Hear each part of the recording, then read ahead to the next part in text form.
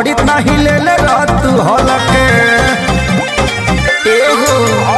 भरल न ले ले बारू छल छल छल के पौआ तो पड़ी नहीं ले ले तू हलके हाथ दोनों जोड़ी ली हाथ दोनों जोड़ी ली दूर से रखी नगा के अगवा जानी जाई है साथी आया है नगा के अगवा जानी जाई है साथी।